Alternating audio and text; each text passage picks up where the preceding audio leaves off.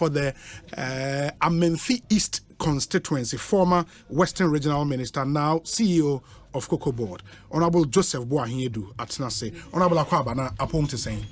Yamiadum. Edanyamiase. I just akunyane ba enim kakra. Yes, kakra be na chese. Good. Okay. Say Adom. Say Cocoa Board boko. Cocoa Board boko. Did say Cocoa Edman Musu nyina boko. Adadi nsu eto nyina otum say ama ewum adadi. For a month for IT and Cocoa Farmers Conference, of course, what that is so about the NDC minority Cocoa address. You know, it doesn't look like some Nyoma Yedins how. Oh, I know the I one say Cocoa Bo afibia no ye bi Cocoa etoeboom anase ye ntumete ebofo na beba no. Yes. Aye kuafo no hwe ne yie pa. Na afiwe nkwane afia aban nanso ebofofra watum boom. The word is boom. That's the word boom. Na sa word boom no emudo enti akuafo nyina ofa ba bibia kuafo no so de boom we de ye hu bida. Definitely we opposition our yembe show. Definitely we will position. I'm sure say for the next 12-14 months about Kotoaba no omona metiara meka and napa did napa no omoko dem omonebi because of the increment no boom na boom we so no o say sisi ano oma ye campaign kra wi amaye oma ye MPP campaign wi amaye because ebo we no eba ye nyina me catch a man for say ebo we no kra de price na omo yusu no enya no price ya omo ka ho asem sisi afi na ye ton nti ye ton against next year nti say price ya ton that day na ema ewi eno kwa na eje omo ani so biribiri dia ene next year price ne badia. If I understand you, not just say prevailing market price and of 3,600 no and no turn against next year and no be decided next year producer price and the about this year no was what you sold previous last year previous this year but and no more contest say you cannot do that muntimi yes sir sana Cocoa Board since 1992 near shares yes idea okay that time me many Cocoa Board but near Chene say before say afina to say si afie wumi ye beti Cocoa September and before say September no e be drew October be drew no say uhu sikanim ne say so unya obi obema bosia bosia nso ye kan no enye say bia akwakoje e bia 1 billion na ye kan be 1.3 billion and this anom kokoje 1.8 billion dollars ye ba ye 1.3 billion dollars last year je 1.13 billion dollars. That's a syndicated loan. Now kwakoje sa syndicated loan na syndicated loan sika meka ne so and these onya banks ahoro ebi a bank be aduasa ebi ma 100 million ebi ma 200 million ebi ma 50 million no makaka bom na o kwa amanone no akwa kobisa bose a ese onya aginamude aginamude nso Cocoa Board since 1992 ye de ko ekobisa bose nyina eye koko a waton no dada contracts a waton no nkrata so san nkrata no ana wo de kwakoye aginamude inde so wanton koko na wonya aginamude bi mfa nko bank for no sem me ba bebisa bosia 1.8 billion dollars obia na obebua eno ntema eso ton ntem na ton ntem na ne say wokọ ba bia ye ton ye koko na trading room aye CMC ona dakro te say enne wukui ya ton koko pa no 100 tons bag 1,600 bags pena betumi aton fisa okwa mansan dwa so na Ghana de koko akọ Ivory Coast Nigeria amama ahoro Nicaragua obia de koko aba nti bia aman bebro aduo no na eton koko that day no Nti ya to die bia 100 tons. Se bo no nyekra da de ne bia wonton bi. Na hwese se wo ton cocoa be 600,000 metric tons. So we produce cocoa be say 800,000 metric tons say hue be utumi ton be 600,000 metric tons. Now they acquire the collateral. In the collateralization of ye nti no.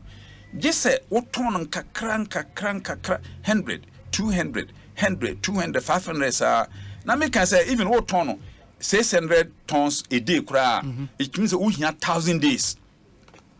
Now they are tons 1,000 days 3 years.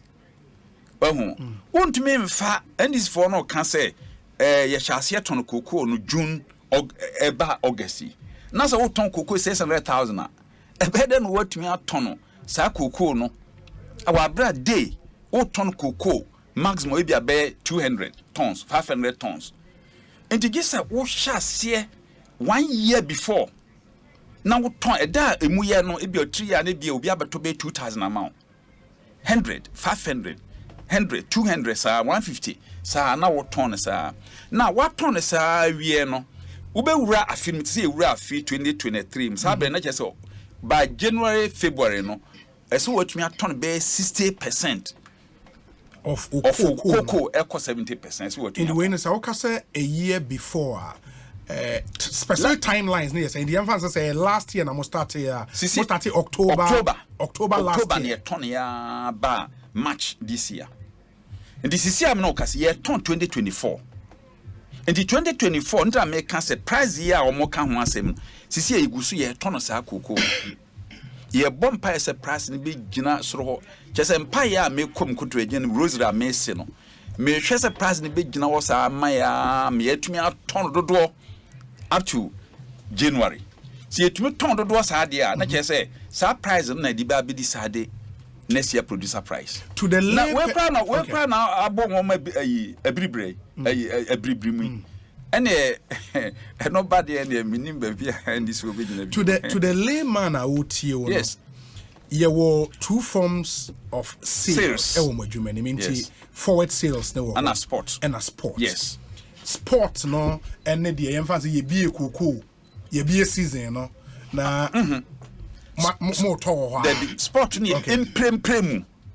imprem ya me no ti here and the due say ye be oko amansa dwaso na se cocoa bonne say 3,500 yes and on the spot okay so obenya bi ma watonko ade a ene peking na wato ama no wato na ama no aha na ntisa na gise bi a te say ene ayeye eso collateralizing there gise onye obi obetumi wato ne against next year because all mouse can see sika no de be ma next year.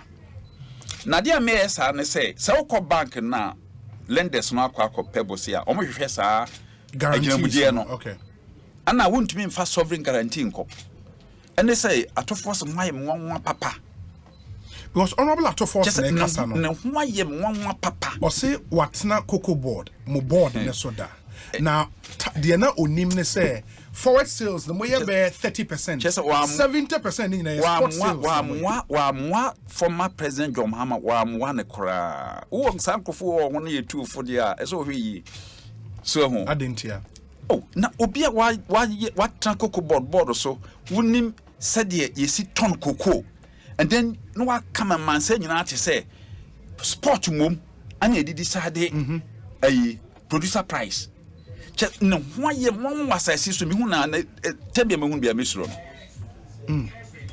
na me respecting pa but and no obekasa na me so minim say honorable atofo sen de onim said the cocoa ton city e obaye moma hono kra na chese wa bese no kra be point ne say enya nwa because o me kasa he nyina no I say propaganda ne intro no wo omo techema DNA no da be den na ma yo mo kan ye ntro oh ntro ne say what they say the omo can say price ye 3,600 omo say start June this year sure now ato force ni me say cocoa board afibia no okọ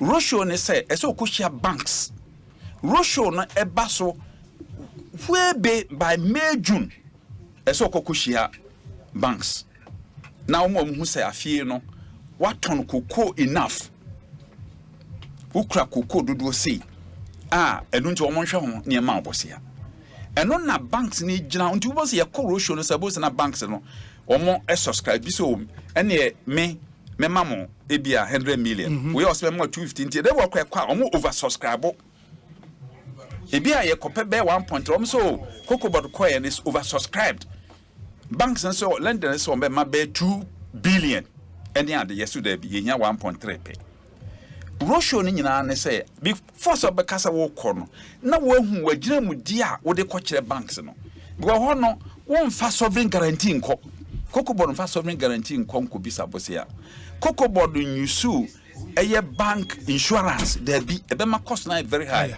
The only year de kɔ no any yen assigned contracts invoices na ye ne buyers no assign eno nko ane sika yen character so a wo de kɔ na no so won ton dada won chese bi nkura won sema de ko enti nkasa aduru beye February March no data na chese wo hu ani so enti afena na wo ne banks no edi nkuta ho a so omfa request for ayimra RSP umfa mra ne ade enti won won bedi nkuta ho a enti by June no na makoro show wonya akoro show na banks ni nya mawo so okay ye be mom skra the next thing so ombesan enti wonya ho say be a chief executive or science can that time no banks na committee on say sika no ye be ma and the sika no based on contracts mukra enti contracts na ombe enti omunya gitum say wie no wo san a na fe omo the sika na ma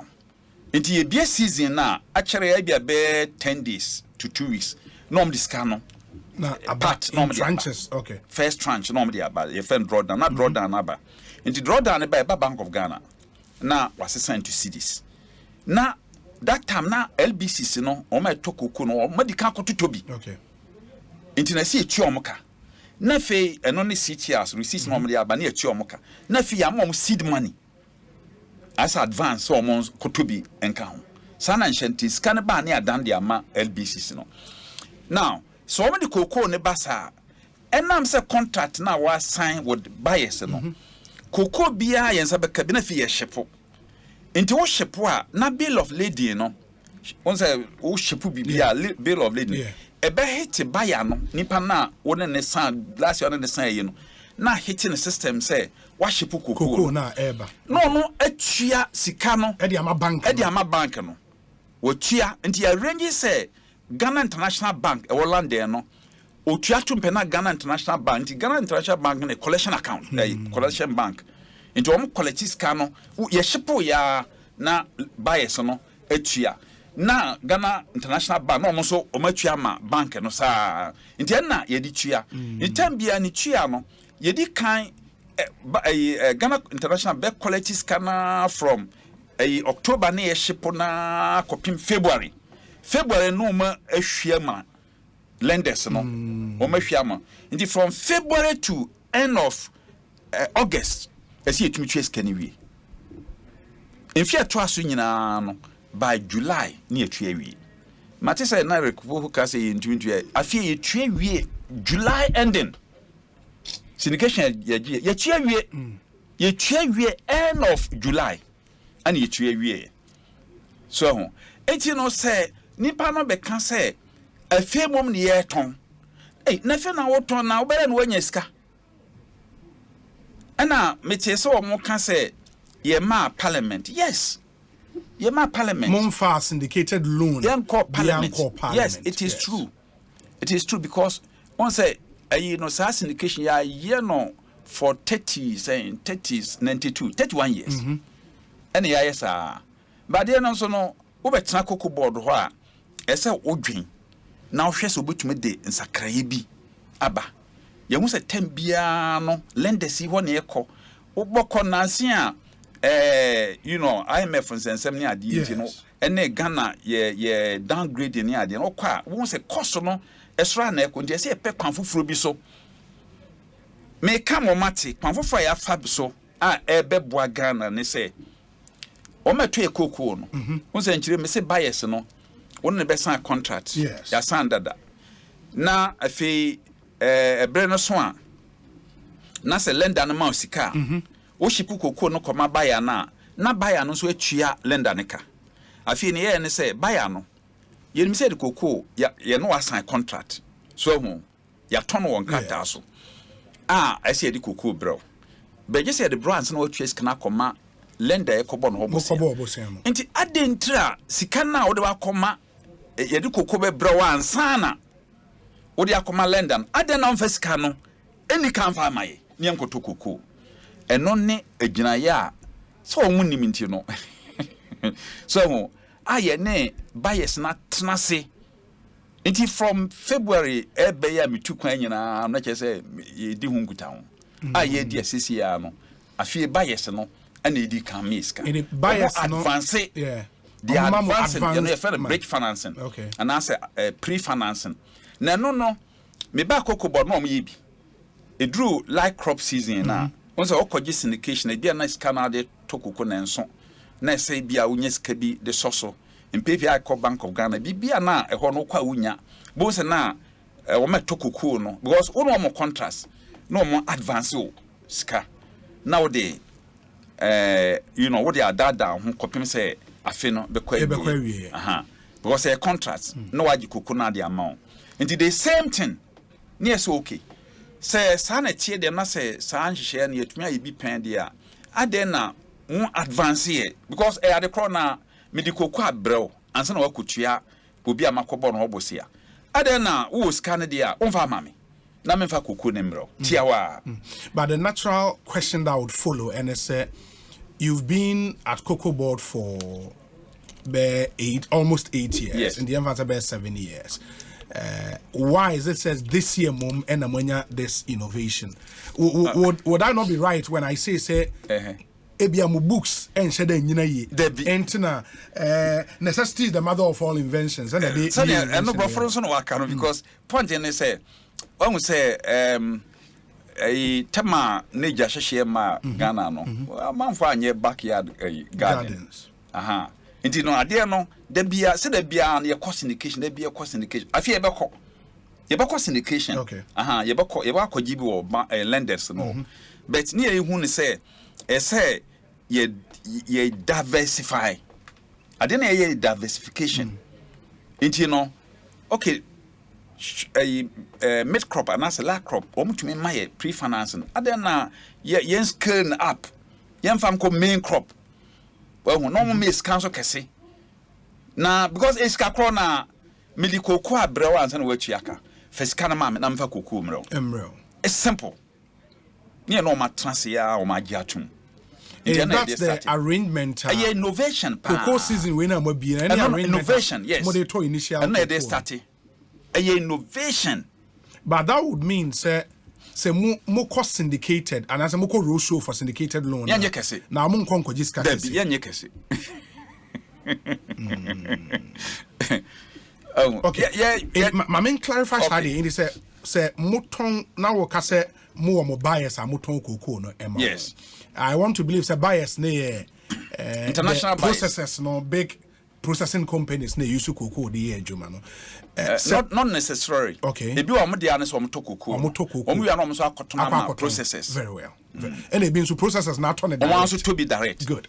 Enti omo no say moton e de ma won proud year na mo start this arrangement no. Yes. Sa sale na sale be sale a cash exchange hands and I say we nye the normal sale will be any no because I've heard that narrative and so say moka se maton earlier sika epie ba mu ewo hen fa na sa sika no ewo obi an me say a 4 series enkrata so dwa enkrata so obi e nim trading bia ntra make say ebi a repoku dem be che no because ebi a nim trading na say na mo obi ti say atofosen what do you need we have finance ni na mbomu no wa patu say ade no onte ase no ana no ye mama because 4 series what on 4 series ono across of mention say aya ye kokobo ye 4 series na se kokobo ye 4 series one akoye 4 series e ho na etua neka It doesn't happen that way. A contrast on paper. And the end market, market ni beer, rates, over hormones and rates, no, or may be market trading, Ain't you know a buyer, who a broochery, otoko, menso me a trader, menso more Ghana. Now me know price near negotiate. Yes. Into negotiating as a plan near, your login near sign. You know, sign because you are subject to FCC, a Federation of Cocoa Commerce, international body. You know, number and chichiri, One now whereby you are obliged, say, a fenison, nam de cocoa ne best, who cham saborn. Menso na me ye seller no, menso me obliged by law. Say menso no, a drew a fen and besses and born. Go bet my bass and na ebi a ye ton cocoa no. Ebi a bedroom next year. Na sem konebia cocoa born no akofo. Cocoa born bakofo na wa we buy no beka say na cocoa boy me no can no 2023 say boy na ye sisi ade akofo nti ne mintua 3,005 for ma metue bia 2008 eno ntrema ye mienu nyina subject to international law ana ebetum so aba say sisi ya ebia ye ton cocoa be 3,004 3,005 ebia na se asem kon na ebia akobe 4,000 ebedro me beka se dabi me cocoa no even though no me no sign 3,000 ayi but me nyesa because cocoa bo no akosoro nti me seller no ese o ma me 4,000 enu ntre ye subject to sa international regulation no nti wonya wo sign wie dia ayemra price na mo lock that price no and I said next year no me the cocoa no e ba ozutua moka enter ye can say last year cocoa ton ye no and ye gina so a ye did decide a fair producer price cocoa ye ton cca price na and this for no can ho asem na former president akoka bi no when me say me akoka bi no o surprise next year and no better reflecting next year. It is here last year, Diana, the basis for producer price now more. Yes, and no, saying and no, that time near ton cocoa around 2004 and 2003, 2002. Now, 2004, 2003, may kind of sad because cocoa no, you were big beans, yes, and you were small beans. Okay, discount now also discounting small beans in la crop beans in Onketwano and all discounting 20%. 20% discount. 20% discount. Okay. And on board Tafon, better men five just small beans now 20%. It is a okwa man said you have not 100 units. And no, it means on bema 80 units. Sanity. Category 4 near dear cradi in Rusa. Be a cotton farmers in a book crona ni chiamon. Mumutia. The same amount for every 1,380, and one between my farm. Small beans, the big beans, will be the same. Yeah, the same. Yeah, system is different from Cote d'Ivoire. Cote d'Ivoire, like crop, small beans and omutia smaller. At the farmers, big beans and omutia official, okay. At the Bayadi and yes, any guarantee price. You see, announce the whole 12 months. Irrespective of the size of the cocoa beans, na yetua the amount. Enti no say ye ton cocoa na price ye nya no main on say dem say da bia ton bi enti no daily no na wa adi ni nyina no strike average no enti what the light crop or main crop prices nyina no what the bonus strike average and amount achieved average price. And he achieve a rate price in ya no, nay $2,200. But any say Ghana, Cote d'Ivoire, ya force a bro from omutia $400, and you got directly to the farmer. Any LID, no? LID not the account. Premium, matters or more can premium. So the LID in the account, and nay will premium near you because premium can achieved a 2002. Okay. What the 400 become equate 26.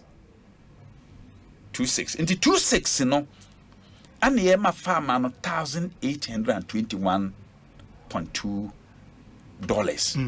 equivalent of that and the farmers no na I no person mo ye comparison no won't me mfa mango enko compare oranges so you see a year yenko 2015-2016 1 year before NDC's election near family to train home that time price of cocoa was around $2,000-$3,000 on the world market. Omutia 6,800 Ghana cedis per ton. And on the ma farmers. Dollar rate 3.8. Was track here $1,789 per ton. $1,789 per ton. Sisi an year 70 yen so yakọ yen yekonya 26 $2,600 yenya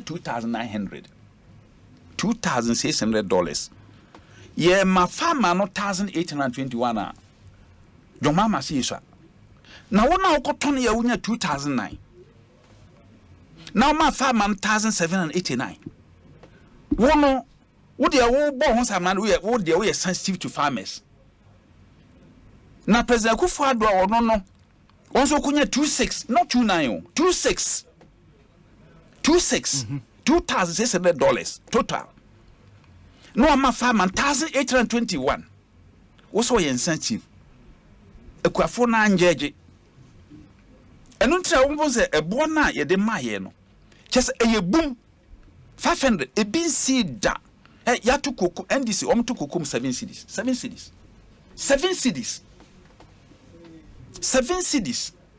and the two cocoa boom 7 cities 2011-2012 cocoa boom 1 bag 205 cities 2012-2013 for Satames Koya your mama buy or to 7 cities a call 212 I am mom trust on my bear comparison I'm say we feed years my bad pain a baby more frame ye track cocoa Edria ama kukwa for rehabilitation no na that time no president Mahama akoka bibi say wo call rounds wo hu si edua kwadu instead of brode nam se mesre ni pi eba koko sema onima mo meka bi na wo senti kra edua kwadu na ya omisa na obisa so mo misa rekopoku no ne ade me gina ma achidua me university na me chidua mebu miam dofu erikopoku so koko farmer oh e farmer e bia nya ono ane dobu ye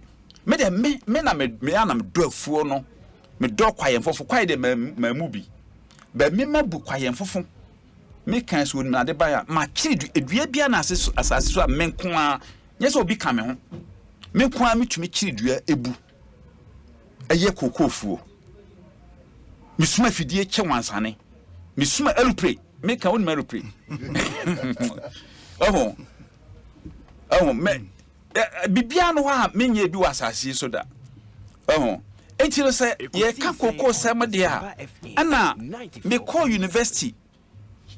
Me wo hwe me dissertation, me MPhil thesis ni nyina koko nsem. Me wie ye me ye research 17 years. Oh koko mfom nko ane ade 17 good years. As a research fellow. So, answer na meba politics. Enti no koko no de chese, what I say be no propaganda no ye o me DNA no me koko na ye me DNA. Enti no se woni ma obia onimo no koko wo ye koko na wo ne kwadu o ma obia no wabunu koko no.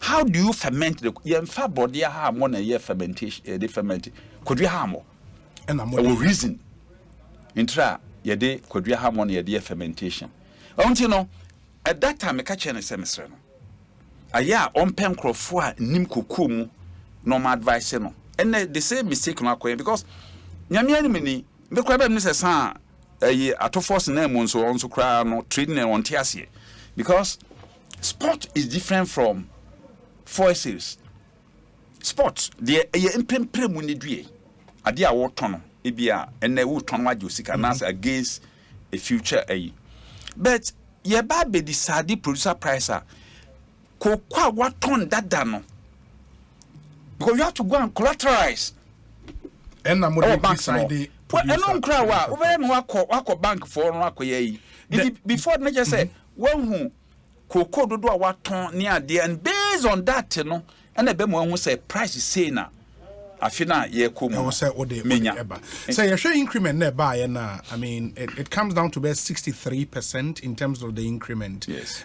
I've heard some of the farmers and e be di nkomo ha o mo ka say wo share increment na nkwan in isolation e bia obey mistake e was say we compare inflation rate currently and the argument has been made say mo kase mo de no eye boom mo de na edoso ba yenim se aban da ne wo ho no se na omayen e bia 400 cedis impo na inflation wo from nioma bo nkosoro sa yetimi to chance na yetimi to cement bebre en na mo de na kosoro no inflation number 40 something percent so really mon share da anya hwe ema yen eno no mo ka ho dan wouldn't say inflation were about 40%.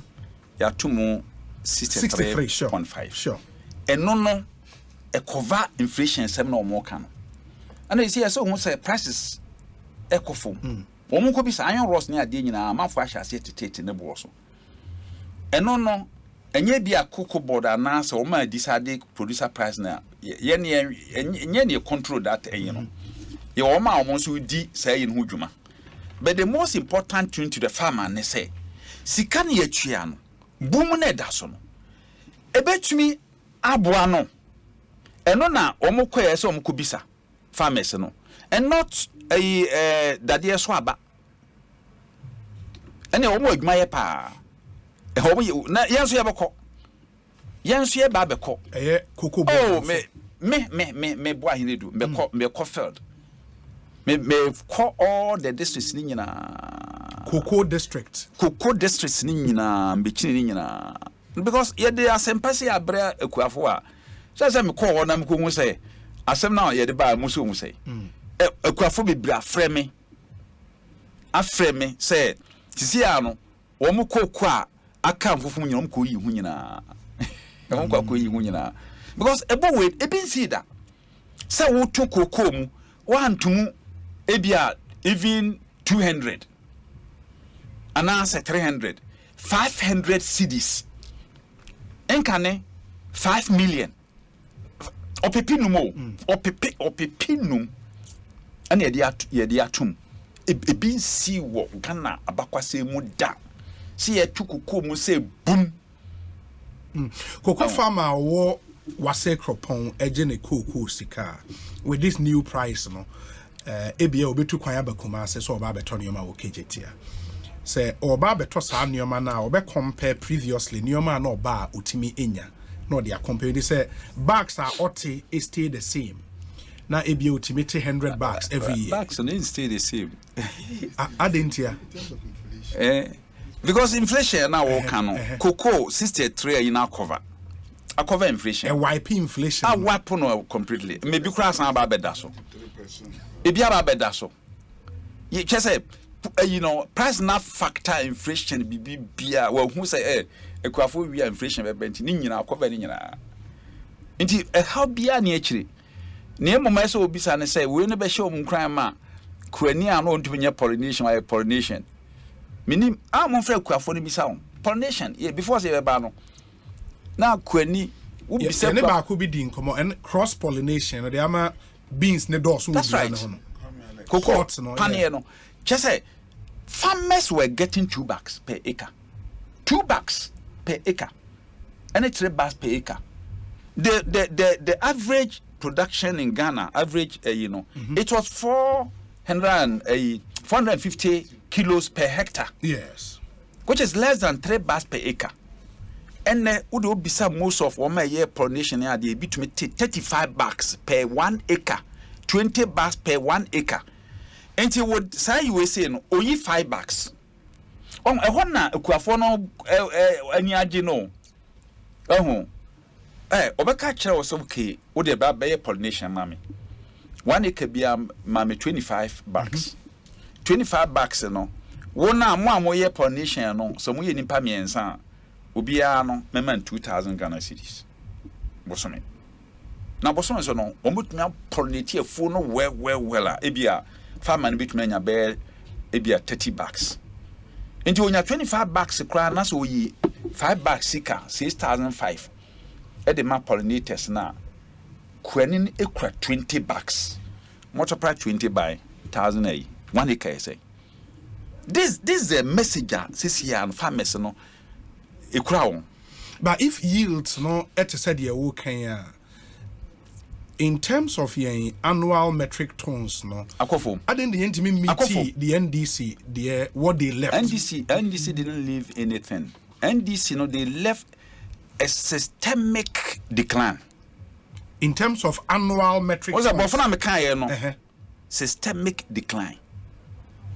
Systemic decline as it ne say na omaja yare bi ama kokoo no na homode na fuma na eko hwe me uza me regional minister Western region. Sure. Enti no tema around 2016 2012 2013 na do ba na ye call rounds because of me past experience with the region enti no ye kwa probo a farmers ne say honorable magi o ye awiahie kokoo ni nyina awiahie kokoo ni na minim se meba kokoo board enti no okwa farmers no mba platform so beka e wo safi ampa so bon se kokoo ni nyina siwo ewu ye bae no the first na say me de a team of kokoo boy call rounds ye be kwa na omka chem se chief ade ne nya wi o eye kokoo soil should vary disease that time na endis for akrache for no more hinifa atofo some also cocoa board where was he akua for cocoa ewu mi tse papa bi ene no o ka say ye betwa ne cocoa mo medua na ayo wo se mai wo mu say cocoa na wo de kra say ye betwa wo say ye bedua na emomo no wono ana ado point ni say akua for no na o mu nimi say yare bi sa wo ho enti no o mu koji ntitim ndi bon say President Jomama ne budget bi afi bia no say wo ye ceilings 60 million okwa ya parliamentary yima wo 60 million afi modema farmers or the ceilings na ma farmers na enam say farmers ni ntumi entwa enua nti no no the ceilings na kofa kokoo enua na yare aka won no ade no say very contagious kese ti say coronavirus ya indi say enua maamefo no yare na ka no na wo de kokoo ntutim eba no ebesi wo pe na kokoo ni hine no wa transfer yare ndi ama ayi me say me buy ya me corran me wure hwe wo boduru abi no na kokoo yon kokoo a ye kana siwa no 3 years ni ade kokoo akese na ase ni nyina so yare na ka no so and this what they left because when no anyi yare na mfra asase ni mu a yare ntra na etreko ye baye na a total area of about 315,000 hectares which is over 700,000 acres and na yare no akano and ye baye e be start rehabilitation na rehabilitation enya de da for mu one of the major flagship a year on Mampanyin and Ado Diaba. A lot of thinking went into it. Because ye buy no, jama farmers nas or man in Chanomunia. Obi Mammy can be. Oko to farm maybe so a cocoa temples are. Ubi san sell or the fierce in your cocoa temples now. It be another the 15-20 years na yes, phone. Be Ariane Bemwa. Esa odi 1 year pe etwa tempo so nyina na wudua enti so de to farmer no so say afu a ode na yire aye 20 years na yare aba besim na wo say onfa 1 year enko farmer bia ne Ghana ha obetumi aye and that's how come na do ma ye bem say then it's a national disaster and ade no so no cocoa ne the national strategic asset commodity a yewo nti say ekwan bia so ye preserve no nti na say ye bomodna say ye nia no ye ba ko piska yenia yebetwa ma farmers no na wutwa temples kura wutwa se farmer nya farmer bia no a afuo temples because afuo temples America no ka kobe bia be se 13-14 acres farmer no kwa ntumenye enti no yen yetwa yewia na se farmer na wontumenye enti na se cocoa board na so die se obedua enti yetwa na ya apply boreside se de be dinsin no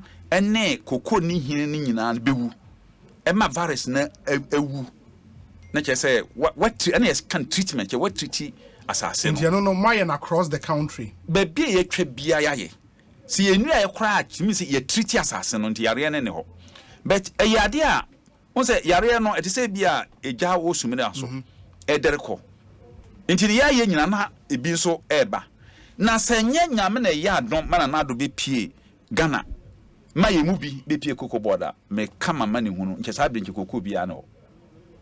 Yeah, but despite our rehabilitation now, why haven't we seen results in terms of outturns now at the end of the year? Metric tons are in ya. And no dear, sounds say Yarena make cancer, Yarena go so spready.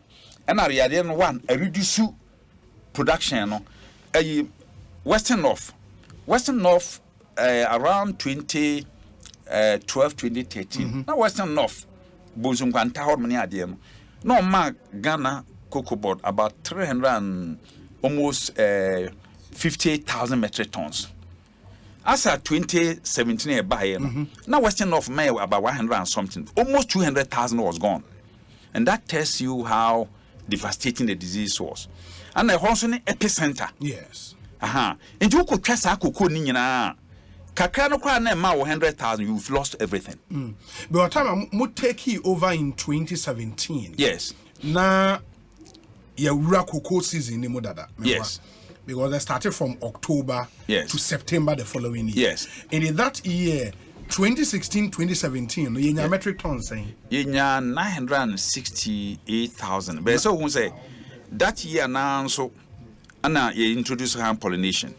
You buy ni introduce hand pollination because you buy you problem no. Near say let's introduce hand pollination. Yes. In the hand pollination no and na argument say production and che kofom pao say nya hand pollination me nyini senche sabri kra no afi yebenya even 200,000 metric tons. In the hand pollination no to all intent and purposes no affect and as influence the subsequent years no.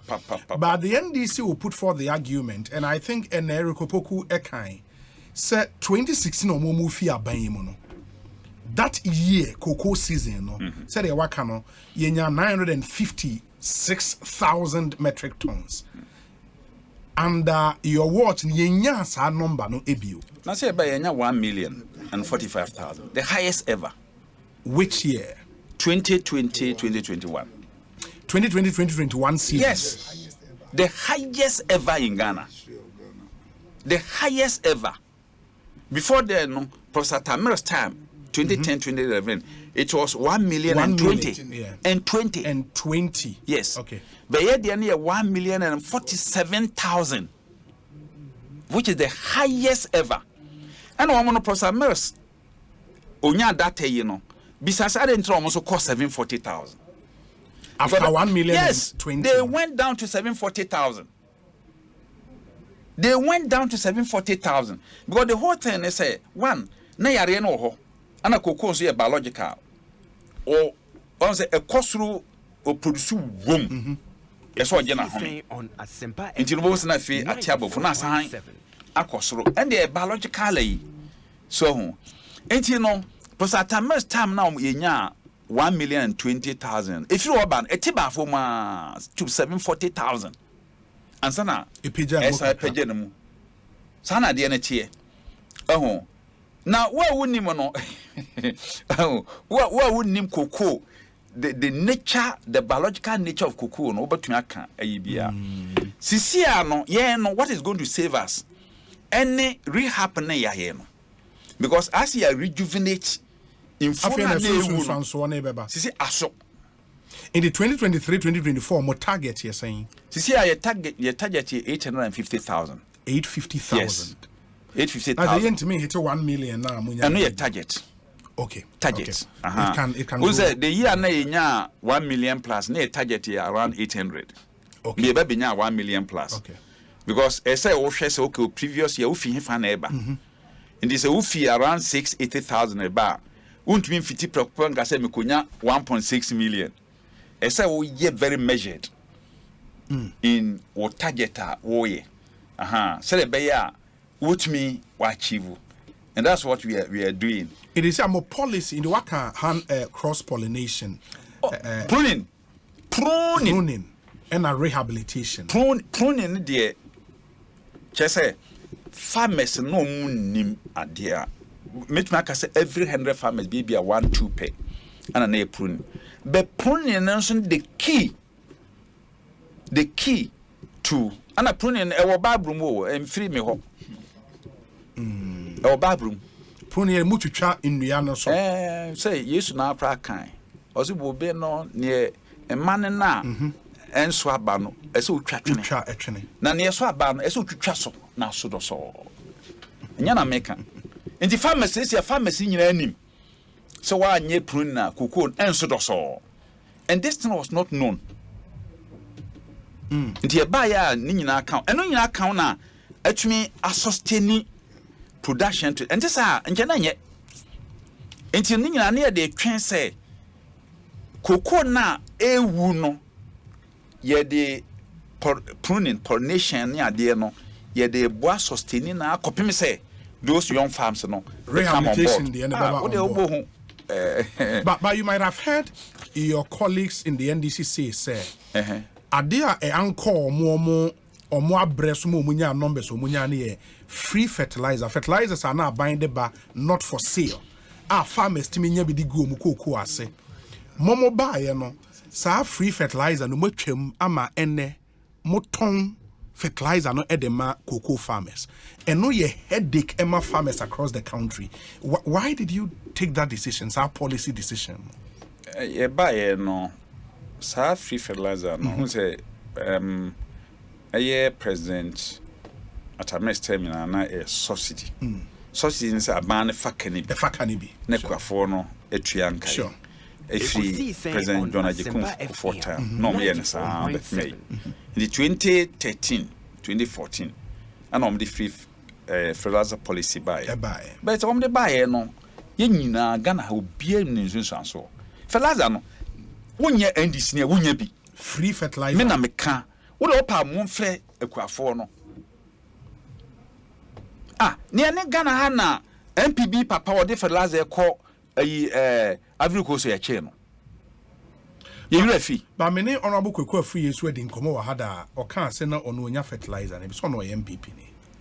Tambe. Dr. Kwaku Afri. Se bia Kwaku Afri nya bia because of ne kase yontra. Ni stage and me na mka kire. Na wogiri se sesia fertilizer ni free. E free e bia wo kra ya e bi kra wo ni koko. Taxi driver or nam ne baby. So long as o ye wa kwaji be free. Enti near fertilizer drew Cameroon any Burkina because all the other countries in Nigeria near Ivory Coast near the end fertilizer price a market price and yet free and then it's not even subsidy market price no and a farmers in a ton it is only in Ghana and a subsidy na feel a bit free no obiya to me kojibi. Wo party bana baso beje fertilizer. Ube kaso jeso uhun koko fuanza. Debi. And at that time fertilizer eco district. Enko even community no omo channel district. In the pharmacy be kra no omo hunu fertilizer no. Won na wasa uko district koje o fertilizer. Won na isa osma ma omo ko district koje fertilizer brel. And that was the policy. You see a fertilizer eco farmers no ho eco omo krom. Ye yi no wo abontene so. But now they have to pay. Still subsidized. Still subsidized. Because subsidy no be hu say e ba offer be hu say subsidy no say e border so a e bedne. Say obi hunu bi a onye cocoa farmer. Oba say ono oba beje. Because e border so ndi say otuaka. Nti eno bet ye the credit farmers no. And farmers na didine no cooperative o na de ba. na cooperatives no abegye de kɔ na om de akɔ ka na koyi na abontene em obia anya ne de na liquid fertilizer eno no e free ye displayed free ma farmers ni mfo ni nyina ye spray nti said ye and a liquid fertilizer no so ye adwuma just like the granular ye spray ye de ma farmers no because no enho adwuma yedin nti o ka se farmer ni ntuaka na almost every 2 weeks or every month bia will be spray ontumi and this a granular o kwa de gu ase a no nane there be but liquid fertilizer no eno e be every 2 weeks bia na se farmer no consume na okoko spray ni ade nti na ma eno na adwuma ho yedin nti sa aka no ya fatu ye ho so a ye yen free de ma farmer bia so nti these are some of the measures ye nti nyese bia granular nko a but liquid ni say no e free ye na ye to liquid fertilizer. Yes, liquid fertilizer folia ye na ye to ne ya fa mass sprays na no mass spray the ama farmers nyina see am make say no say obi NDC ni amu spray the farm obi ye de nchichim say NDC ni na MPP ni ye spray obi de and that's what is happening. Yes, share or artwork so Boahen, and I got this message. You say Obi, kindly hide my name. I'm a cocoa farmer at BBN in the Western North region. Kindly tell Mr. Aidoo that we farmers do not get the fertilizers and cocoa chemicals meant for us. We buy them from the very officers who are supposed to give them to us at no cost. More fertilizers, and no buy granular and you kind of saying. What's called fertilizer? Or say, we the farmers do not get the fertilizers and cocoa chemicals meant for us. We buy them from the very officers who are supposed to give them to us at no cost. I suggest they rather distribute them through the LBCs according to the output of the farmers. The LBCs will not cheat the farmers because if they do, the farmers may refuse to sell to them. The same process was used to pay bonuses to farmers in the past, and it was more effective. Thank you. Me then I say point and say, ye ba ho for no kra na ye subsidy. Ye try LBC. Ye ba na mo cocoa input companies. Yes. Ye mombi. Ye de ma omo no afeso say ko omo say farmers ne say and this for catch on a free into more muntia. Into input company bia no a utua fertilizer no. Ye my LBC phone bi and also ye omoka. So ho. Enti ya ye various enti no then we settle on cooperatives. And until ma was a cooperative ni nyina gui. Okay. Ye ba na be revival cooperatives and this time no enye LBCs.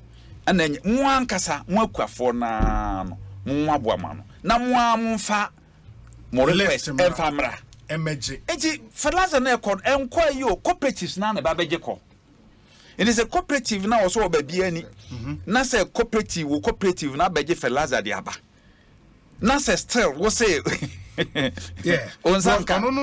Where I find it curious, I'll say the fertilizers and other cocoa chemicals meant for us.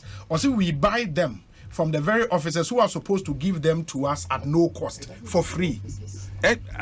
Chemicals mum and ebia say no I on fa na genoma mama. Okay. Na me misano baby or exactly so that I can deal with officers yes, because chemicals in the your district officers no and no could do on ma area bia no more task force.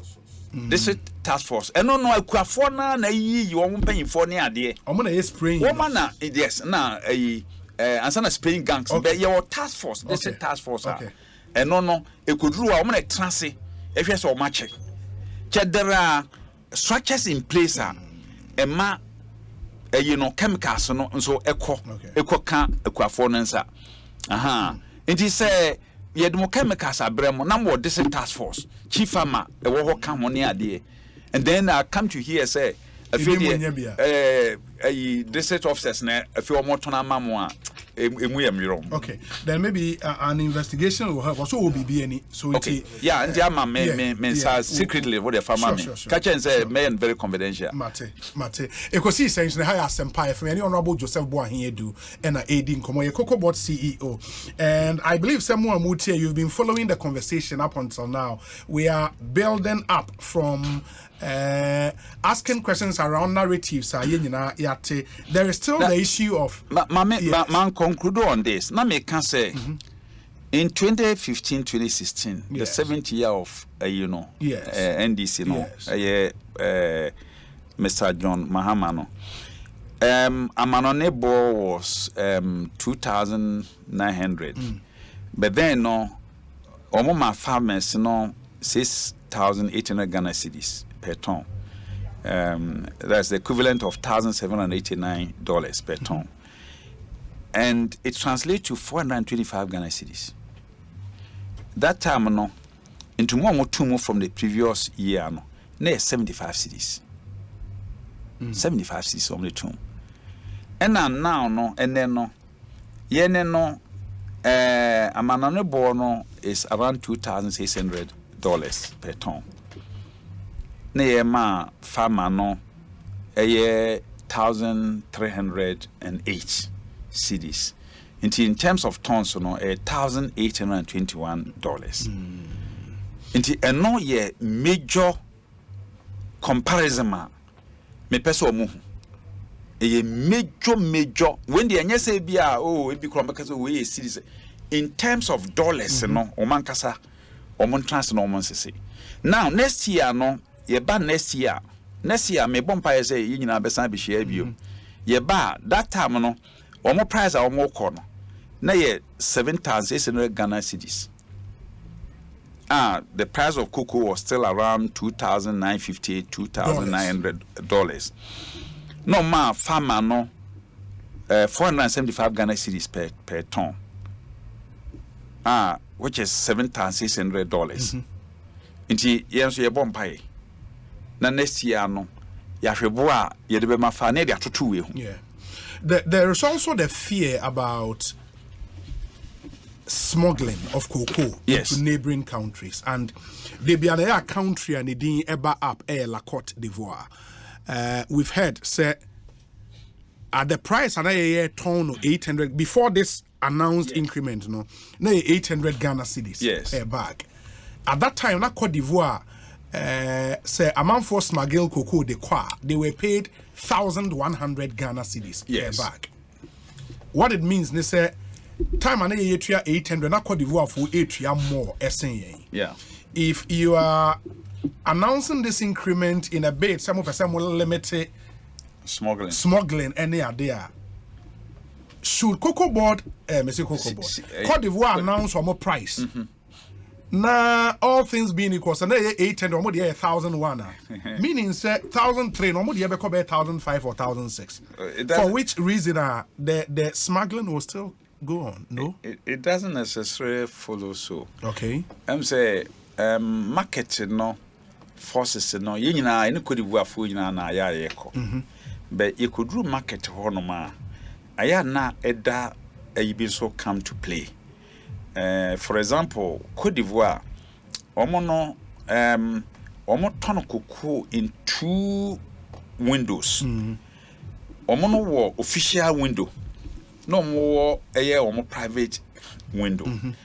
Government dem ma private, you can say traders.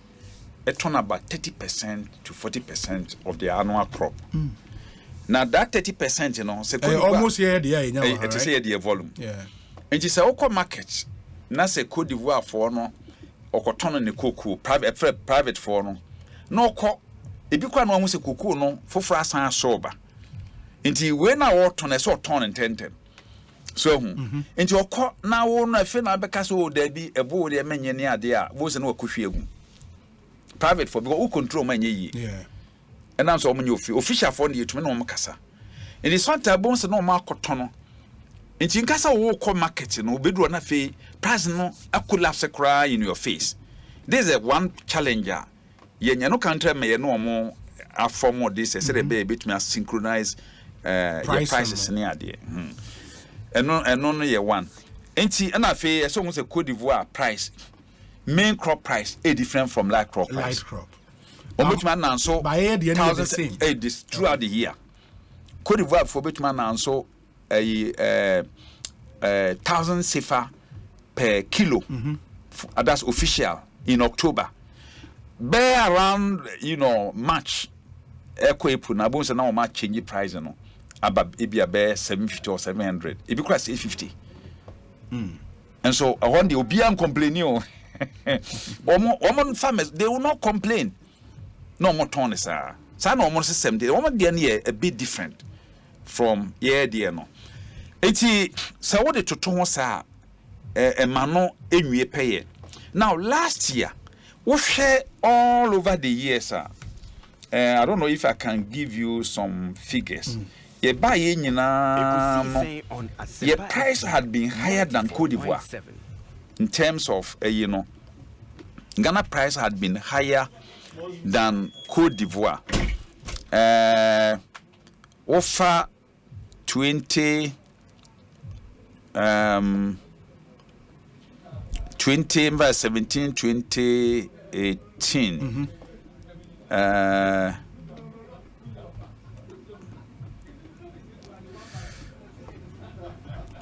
and no say no yeah Cote d'Ivoire for no whereas they were paying about 1,251.96 a year per dollar near 1,723 dollars. That's dollars per ton. The following year no whereas near 1,517.6 a year per ton no na Cote d'Ivoire for 1,421.83 per ton. Year call 1,820.3. That was 2020-2021. Almost 1,797.24 per ton. Then last year,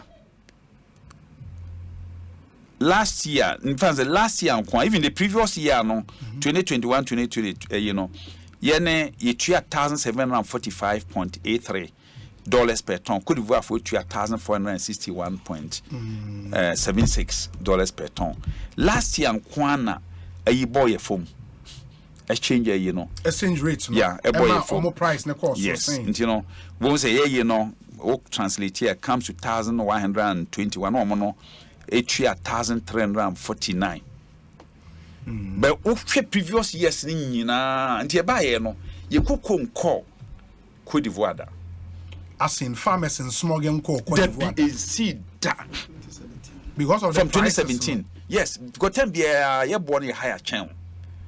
10 be a fee be a born a higher. Yeah, but what it means last year your smuggling still last year the ever saying. Yes, exchange once exchange last year October this kind of buy a penna fee precope 15 in the 15 also now what ton cocoa new year now Sefano was very stable. Yeah, was a son he's getting almost about 1.5 what Ghana is paying. But are you sure said this year they cannot outprice us?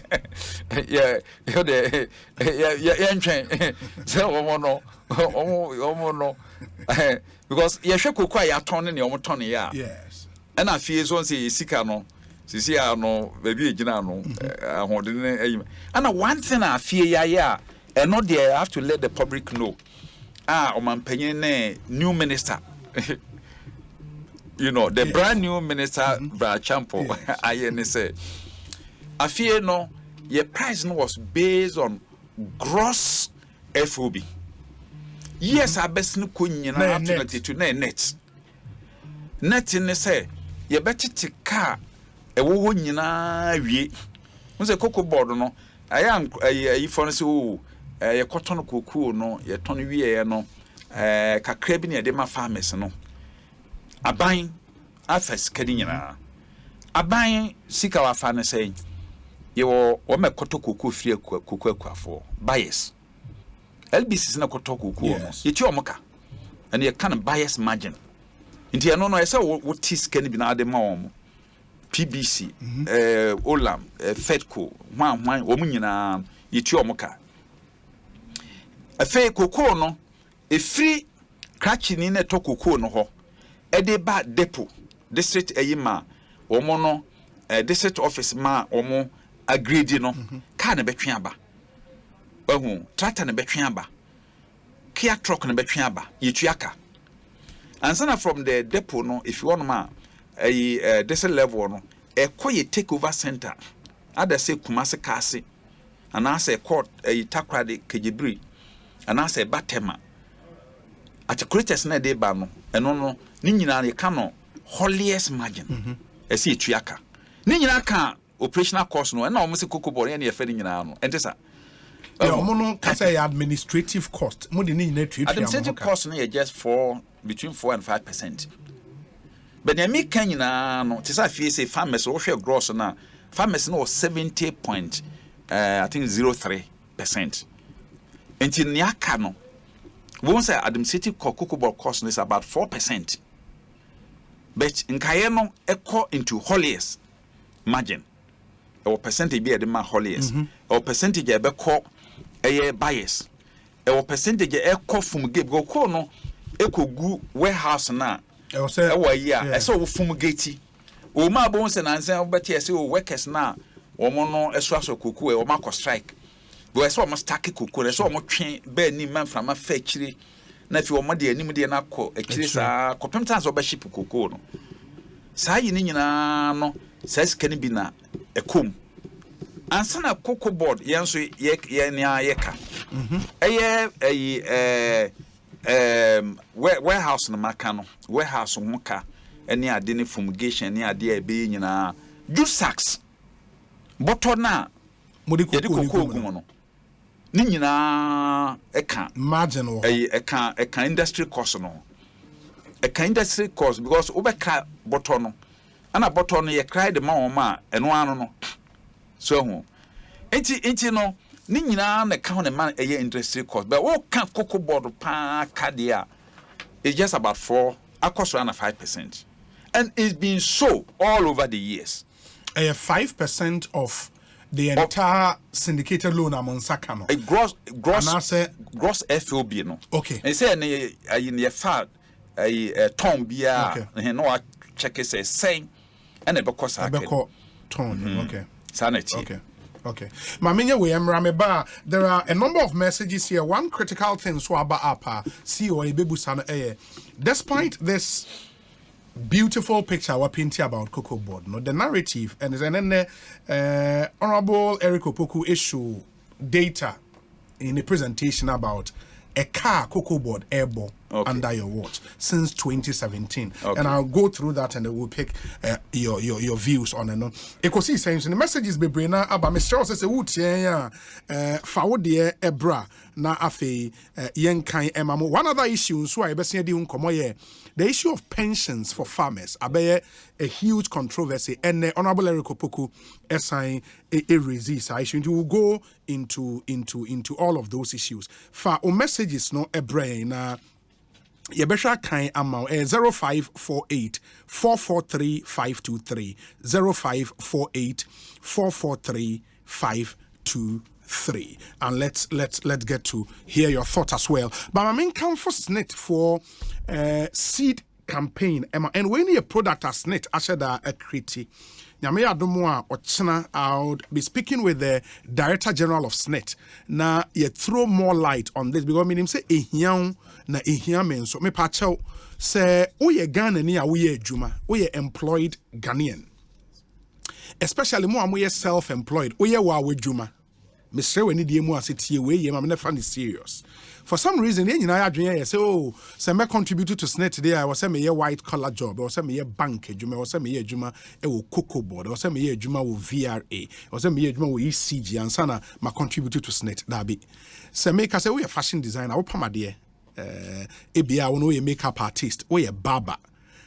Or wow shop be or convenience store be or a blekuma ho baby. Me pacho won so wait ma contributed to SNET or that chinti. me bacho we asema make if an personal mami o da chinti na won so contribute to SNIT nkakra bosumi bia bibi kakra ato ho na SNIT for war the old age and invalidity pension benefit enti wadu mpanyi fie so no no ma pelam sam bi di amount kama a ebetimi aso mo in fact say o start contribute na nyame mfa sa ma nyame to nsa frɛ wansa na wadi 72 years idio so mienu a sa survivors lump sum benefit ye betua e de ama wa ni pa obeka se wonni ho a ye mfa sika na ema no me kire o nominated dependent ehia ye mpa enti SNIT for the side ya ba se emra me boa me ne wo ya nkronkro adwuma me pacho sign up for seed today and your dache say them can fan serious so person will contribute and now see am put the won here so obekwa SNIT office ote wa ufie just dial *711*9# *711*9# to pay your contributions. You can also contact SNIT on 0302 611-622 na only SNIT Eddie and Komo ehia papa and the message will be taking advantage of this. ZPay so say any the bank of the future your phone. In the mobile phone, you crown a smartphone and quadia, it's a bank you have in your hand. There also we are create ZPay mobile money wallet. ZPay mobile money wallet. Ubetimi TSK fee, ubetimi ajiska yes, send you from Anonia. In here, say beba mu ako join the queue or bank. A bow wallet name straight from Amanone in the Nippon or UK or US or Germany or Norway. Or best send you scaba with ZPay mobile money wallet to Ghana. Na wako ye payment agent ibe no wako use kama unhia so wako join the queue bia ewo bank ZPay. To create your ZPay mobile money wallet na very simple, dial *270#, *270#, press 1 to register. Select your ID card type and input your Ghana card number. Now, if you want to enter your personal information and bingo, we'll create your ZPay mobile money wallet, and then you are good to go. So yes, send you sky the MoneyGram, any MoneyGram or partner the MoneyGram, beba or ZPay mobile money wallet. So direct na wakwa use. And the ZPay aba indigenous Ghanaian company doing some amazing stuff around the world. Access Banking so at the achade nkwa promotion aba na the Access Bank here can say so be send you scale from on it na 500 Ghana cedis and above na say or the fa ZPay so Access Bank chewade kwa or the fa RIA so the fa MoneyGram or the fa Western Union or the fa Access Africa Unity Link and I say Express Pay ubetimi aji usika na every Access Bank branch. Be Access Bank ewo 53 branches nationwide. Emu bia ubetimi akwaji usika na achewade. Promotion we friend achade nkwa promotion. Ye chade sa and ye che mobile credit in the credit out by your calls. Ye amount branded Access Bank souvenirs and when instant okoya na yediama once you go receive 500 Ghana cedis and above you are good to go. Weekdays your branches in na juma, weekends and so some selected branches juma. Access Bank NA oma be the number 1 remittance bank in Ghana.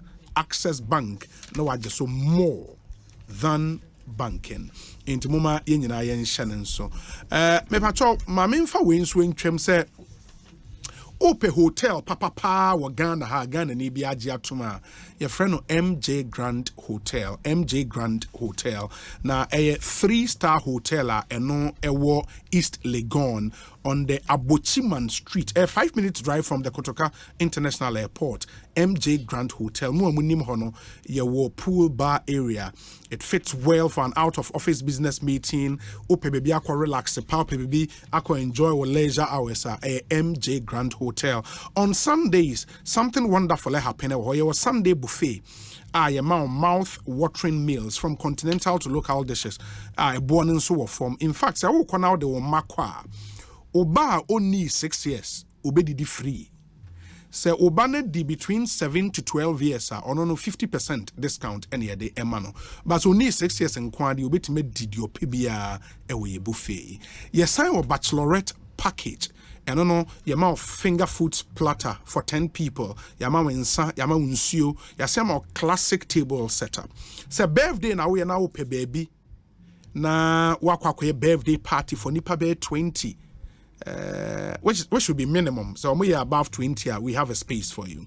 By a birthday buffet package, for 20 people minimum, you amount a private room, you amount table set up, you amount unsio, you amount insan at the account. It's amazing. A Jumo Moya or MJ Grant. And Fridays, your live band, and live band and barbecue night every first and last Friday of the month. MJ Grand Hotel, Edis Edgeman Ewoho. So, a reservation of friend numbers way 0540 121 836 0540 121 836 and a 0540 274 463 0540 274 463 MJ Grand Hotel. God first. Mama yentie we emra ye ba honorable